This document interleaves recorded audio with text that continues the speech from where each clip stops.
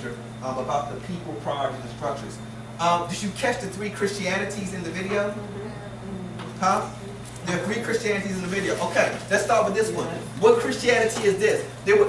These 3 people, James, Peter, and Paul. Remember, 1st century. And this really creates okay, so think about this. The way, the movement of the way. This is Jesus, right? And now you have branch. This is the trunk. And you have branches beginning to form from the trunk of the tree. Now, 3 branches were lifted up in the video. Do you know what they were? 1 branch was represented by James, 1 branch was represented by Paul, and 1 branch was represented by Peter. And these branches they multiply as we go on in a few decades. But okay, let's start with James. What is the Christianity that James represented? Jewish. I was saying with Tanika, really there is no such thing as Christianity and Judaism as we think about it as today. So we gotta let go of those terms. But we belong to the Lord and Christ. But what form of Christianity was it? It was okay. It was we can say this is not properly correct. We can say a Jewish form of Christianity, but the more proper term I would say, James represented a Semitic form of Christianity. A Semitic form of Christianity.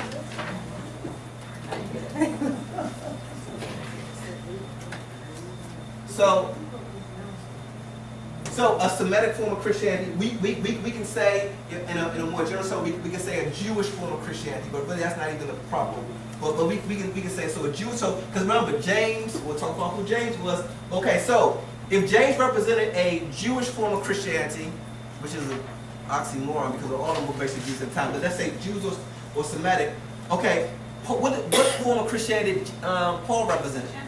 Okay, a Gentile. Well, we can say let's say for purposes, we can say a Gentile form of Christianity, but really we can say a Greco-Roman form of Christianity. We can say that also. So Gentile, whatever you're more comfortable with, but we're going to break this down to Greco-Roman form of Christianity. So these are just major branches.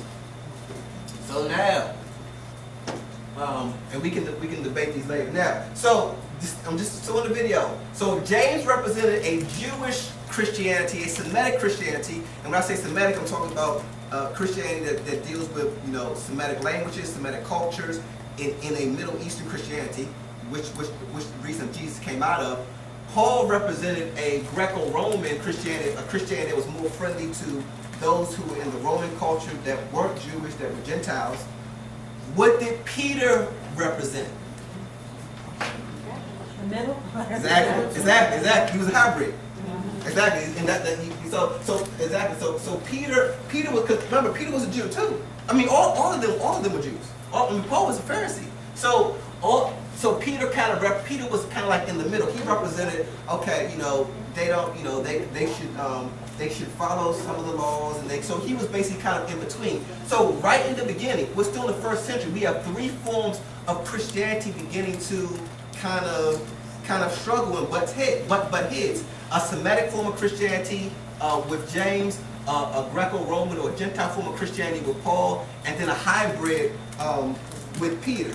Now we can get into the details in reference to Peter because that's another story. But does that make sense? Does that 3 structure make sense? I ask a question. Huh? So the Gentiles had not been preached to before Paul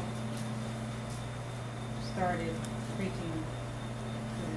They had, but not as what made Paul distinct is Paul believed that his sole mission was to preach to Gentiles.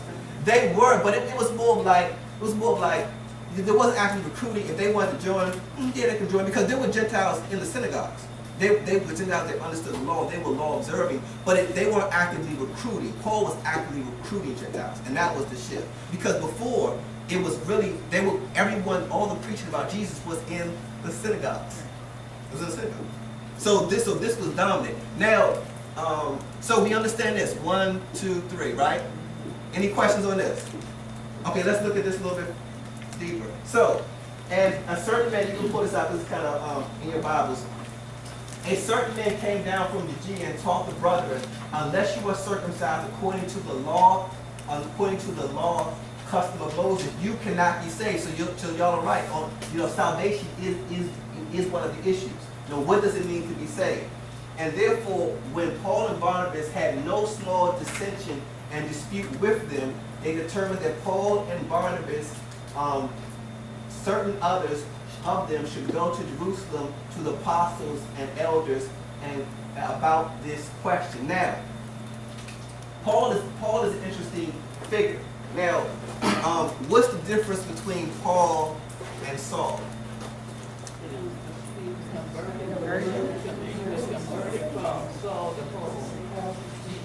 So was he still considered a Pharisee after he became Paul? He was still a Jew. They never renounced Judaism. This interesting thing about Paul. Saul is his Hebrew name. Right. Paul is his Gentile or Greco-Roman name. Paul really straddled the lines between both, because Paul knew the law very, very well. He knew Judaism very, very well. He was a Pharisee. I mean, he was a highly trained Pharisee, but also he was very fluent and very comfortable in this culture. So Paul was kind of like, he could go between both worlds, which was interesting about him. But so therefore, when Paul and Barnabas had no more dissension and dispute with them, they determined that Paul and Barnabas, certain others, should go with them up to Jerusalem to the apostles and the elders about this question. Now, this is the question. Why do Paul and Barnabas have to go to Jerusalem in order to settle this question? Why do they have to go to Jerusalem? That were whoever was in charge. Right, they were in charge. Jerusalem was in charge. Now, this is the other question. So, the Jerusalem, why were the people in Jerusalem in charge? This has everything to do about how the church is structured today, and apostolic succession and everything. This has everything to do about why were the people in Jerusalem? Why were they going? Why did Paul think what they thought? Nope. At this point, we'll go back to this. So think about this question. Why did they go to Jerusalem? So being sent on their way by the church, they passed through Phoenicia and Samaria, describing the conversation of the Gentiles, and they caused great joy to all the brethren. And when they had come to Jerusalem, they were received by the church and the apostles and the elders, and they reported all things that God had done to them. Now, let's go. Verse 5. But some of the sect of the Pharisees who believed rose up, saying, it is necessary to circumcise them and to command them to keep the law of Moses. I thought this was interesting. There were Pharisees that were following Jesus. And Jesus had, in the Gospels, you would think, based on how the Gospels sometimes are depicted, you would think all of Jesus' adversaries were Pharisees. No, some of Jesus' most ardent followers were Pharisees, and even during Jesus' time and after Jesus' time, because this was still a Jewish sect. And they were having an internal argument within Judaism about when the Messiah had come. So now the apostles and the elders came together to consider this matter. And when they had been such a dispute, Peter arose and said to them. So Peter gives his petition. Now, so Peter's in Jerusalem, and they're basically the Pharisees are there, and they're having this debate. Now, this is where it gets good. But we believe that through the grace of the Lord Jesus Christ, we shall be saved in the same manner as they. Then all the multitude kept silent and listened to Barnabas and Paul, declaring how many miracles and wonders God had worked through them among the Gentiles. Now, Paul and Barnabas have to make because they have no clout, they kind of have to make their case that the Gentiles should be included in this movement called the Way. And after they had become silent, James answered, saying, men, brother, listen to me. Simon has declared how God at first visited the Gentiles to take out of them a people for his name. Who was James? Jesus' brother. Jesus' brother was the most authoritative figure in the early Christian movement after Jesus' crucifixion and resurrection. It was James, not Peter, not Paul. And if you wanted to get anything, clear, you need to go through James. James ran the Jerusalem church. Now, another thing that they don't really talk about as much is that some of the disciples were related to Jesus. They were Jesus' cousins, and it was almost kind of like a son out of a family church in some sense. Not all of them, but they don't really talk about it in commentaries anymore because I guess it's hard to verify. But based on the language, we know that some of the disciples were related to Jesus, and we know that James was Jesus' brother. And James was the most prominent, was the most respected person, and the most authoritative person in the early church. And that's why there are accounts of the kings. They were trying to assassinate literally Jesus' family. They were trying to eliminate all his family because they didn't want anyone to claim kingship or any type of rule or anything like that. So they were on the wanted list. So listen, James basically kills the whole conversation. James says, listen, after they become silent, James answered saying, men, brethren, listen to me. Simon has declared how God at first visited the Gentiles to take them out of the people for his name. And with the words of the prophets agree, and he's going back to the prophets. Why? Because once again, there is no New Testament during this time. The only Bible that they have is the Hebrew Bible.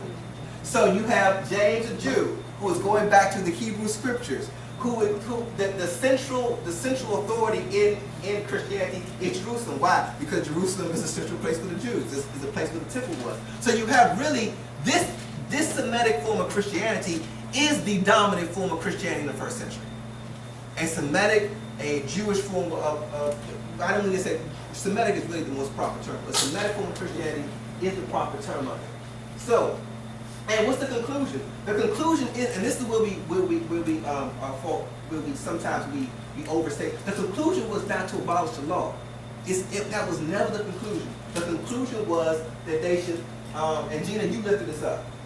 But we write to them to abstain from things polluted by idols, from sexual immorality, from things strangled, and from blood. For Moses has throughout many generations those who preach him in every city, being read in the synagogues every Sabbath. It was assumed, look, just do this, and they can grow and learn the law as they go along. It was. James never said we're going to abolish the law. They were just saying, we're going to just ease you into the law, basically. We're going to ease you into the Torah. We're going to ease you into these 613. So it was a highly Semitic form that began to incorporate, and remember, the Gentiles and the Jews, they would go into the synagogues and they would learn together. And and by this point, some of the Jews didn't even know Hebrew and Aramaic. Some Jews were so Hellenized that they only knew Greek in the synagogues. Okay, so let's go back. Are you still in the room? Yeah. I haven't lost you. Okay, yeah. No, let's keep the main thing. Do you understand, number one? I want to make sure the essential argument is an argument about over who is a true follower of Jesus. We got that, right? Okay. We understand that there were different expressions emerging: a Semitic form, a Gentile form, and a kind of a hybrid. We clear about that? Okay. That was a soft yes. Yes.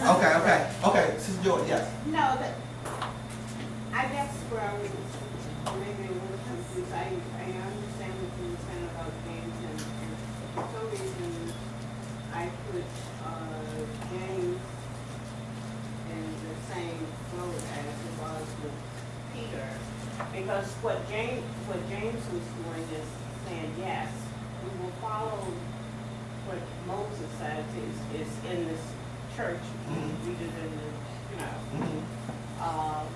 but then we're going to incorporate these Gentiles, and we're going to give them some of the laws, not all of the laws, but some of the laws. So it was more of this mixture. And I thought that was the same thing that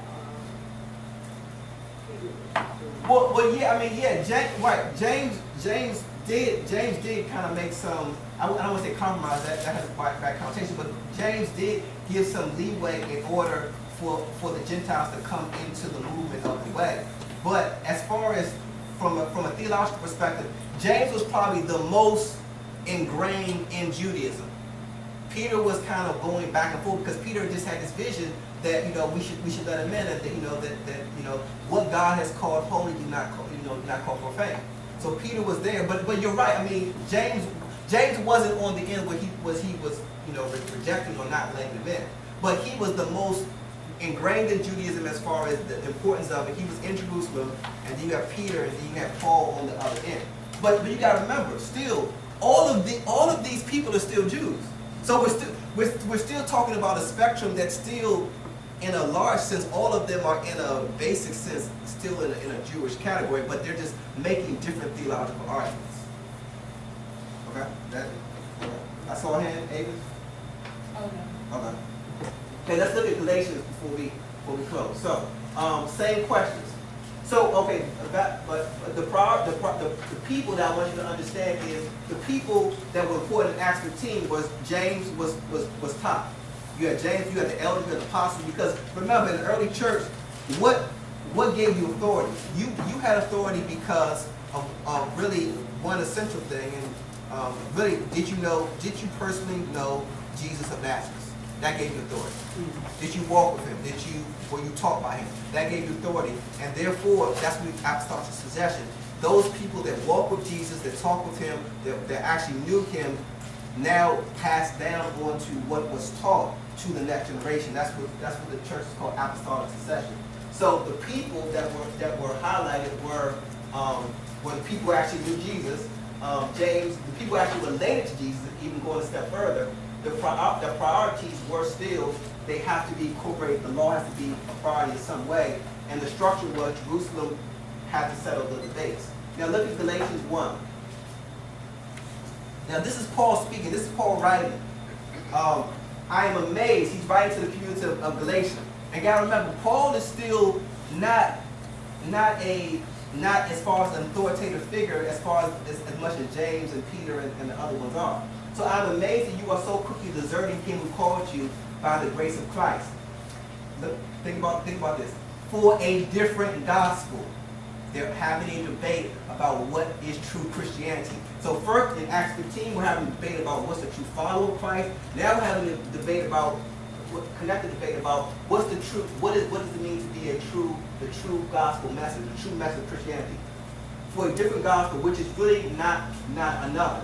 Only there are some who are disturbing you and want to distort the gospel of Christ. But even if we or an angel from heaven should preach to you a gospel contrary to what we have preached to you, he is to be accursed. And as we have said before, so I say again now, if any man is preaching to you a gospel contrary to what you have received, he is to be accursed. For am I seeking the favor of men or of God? Now this is where it gets interesting. Or I'm striving to please men. If I'm still trying to please men, I would not be a bondservant of Christ. For I would have you know, brethren, that the gospel which was preached by me is not according to man. For I neither received it from man, nor was I taught it, but I received it through a revelation of Jesus Christ. Now this is very important, because Paul is beginning to, in some way, challenge, not explicitly, implicitly, really the leadership of Jerusalem. Because what Paul is saying is, listen, I understand James and Peter, and I understand all of them walk with him, but Christ revealed himself to me personally, and I have authority based on that revelation. So when he's talking about authority of man, he's basically saying is like, listen, I respect them, but you have to understand that my authority comes from the fact that Christ was revealed to me. And this is the struggle that we get into. Now look a little bit further. For you have heard of my former manner of life in Judaism, and how I used to persecute the church of God beyond the measure and try to destroy it. And I was advancing in Judaism beyond many of my contemporaries among my countrymen, being more extremely zealous for my ancestral traditions. But when God, who has set me apart, Kadosh, set me apart, even from my mother's womb, and called me through his grace, was pleased to reveal his Son in me, so that I might preach him among the Gentiles. This is his call.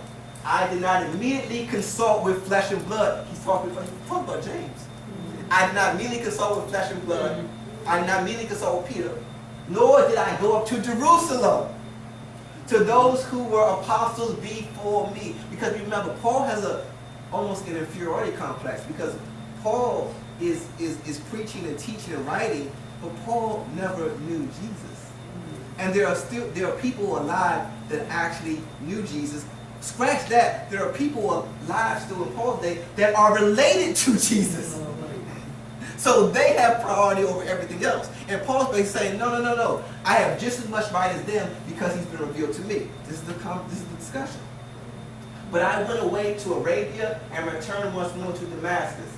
And then 3 years later, I went up to Jerusalem to become acquainted with Cephas. Who is that? Peter. Cephas is what? What language is that? You should know this. It's Aramaic. It's Aramaic.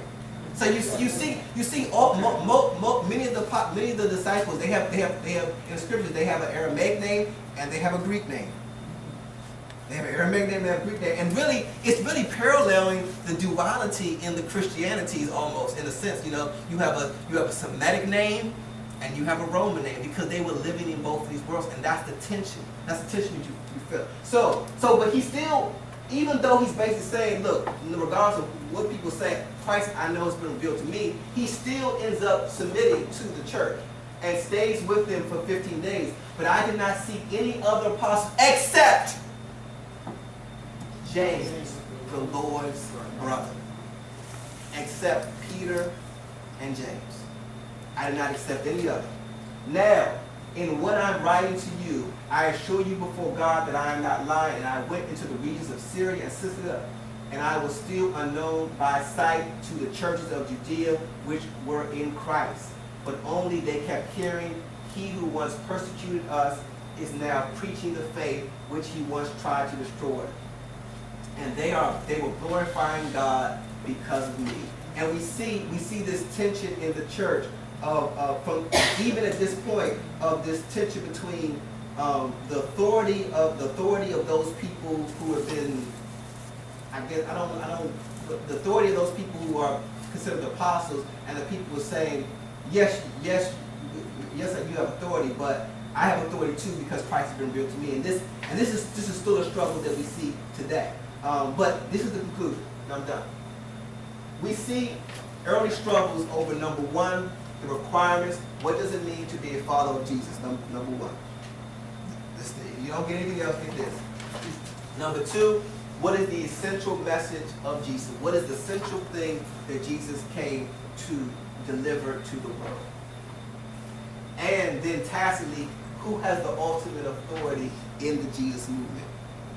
These are the conversations that are going on, that went on in the first century, and these are the conversations that are still going on today.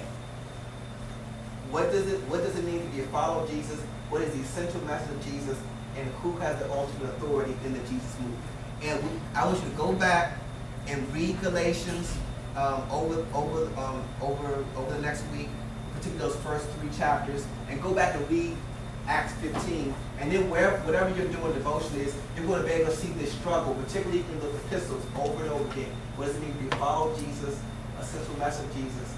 And as we talked about before, you really can't understand this debate unless you have the background that we've already been talking about, that Hebraic background, because all of them, they're really having a conversation, they're still having a conversation among Jews, and they're really talking about the Gentiles, because all these people are still Jews. And then eventually we're going to, we're going to see the Gentiles, are going to come in. But the conversation is still among them, and they take different positions. But this is the main thing. If you can get this, you have these three categories are most categories that most people are in church all their life, and they never know the difference between this, and this. Particularly even these two. People in church all their life, they don't know the difference between Semitic Christianity and Greco-Roman Christianity. And we'll get into theology a little bit later, because as history goes on, we see that these start to develop in different ways, and then we have to make some choices as we go. Matthew, write Matthew 13:55 down. That's just reference to, when they talk about when Jesus out preaching, and they said, why? Who is he preaching? Why is he preaching? Isn't this who we know? We know his sisters. We know aren't his brothers, James, and they go back, name his brothers. So I thought that was interesting. Look at it. All right. We're good? That's homework. Read Galatians chapter 1 through 3 and Acts chapter 15. Read that. We good? Yes. Okay, good. And please, email me questions or comments throughout the week if you want to.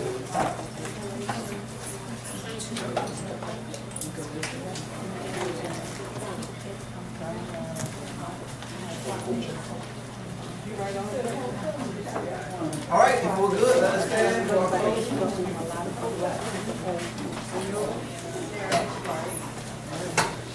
And Colossians as well. If you read Colossians.